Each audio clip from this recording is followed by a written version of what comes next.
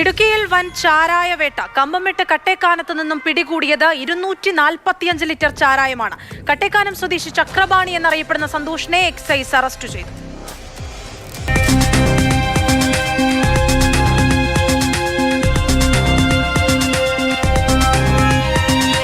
ഇടുക്കിയുടെ ഹൈറേഞ്ച് മേഖലയിലെ ചാരായത്തിന്റെ മൊത്ത വ്യാപാരിയാണ് പിടിയിലായ ചക്രപാണി സന്തോഷ്. ഇയാൾക്കെതിരെ നിരവധി അബ്കാരി കേസുകളുണ്ട്. ഇയാൾ വലിയ അളവിൽ ചാരായം മാറ്റി സൂക്ഷിച്ചിരിക്കുന്നുവെന്ന രഹസ്യവിവരത്തിന്റെ അടിസ്ഥാനത്തിലാണ് അടിമാലി നാർക്കോട്ടിക് സെൽ സന്തോഷിന്റെ വീട്ടിൽ പരിശോധന നടത്തിയത്. പരിശോധനയിൽ വീടിനുള്ളിൽ കന്നാസിൽ സൂക്ഷിച്ചിരുന്ന 35 ലിറ്റർ ചാരായം പിടികൂടി. ഇതിനുശേഷം സന്തോഷിന്റെ വീടിന് സമീപം ഇളച്ചുമറിച്ച് എക്സൈസ് പരിശോധന നടത്തി. ഈ പരിശോധനയിൽ 35 ലിറ്ററിന്റെ 6 കന്നാസുകൾ കൂടി കുഴിച്ചിട്ട നിലയിൽ കണ്ടെടുത്തു. രഹസ്യവിവരം ലഭിച്ചതിന്റെ അടിസ്ഥാനത്തിലായിരുന്നു നാർക്കോട്ടിക് എൻഫോഴ്സ്മെന്റ് സ്ക്വാഡ് അടിമാലി ഈ മേഖലയിൽ പരിശോധന നടത്തുന്നത്.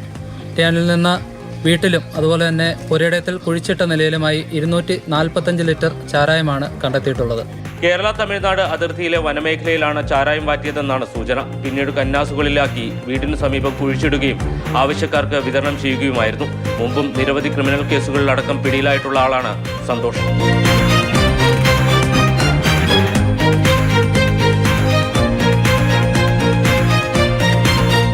മാതൃഭൂമി ന്യൂസ്, ഇടുക്കി.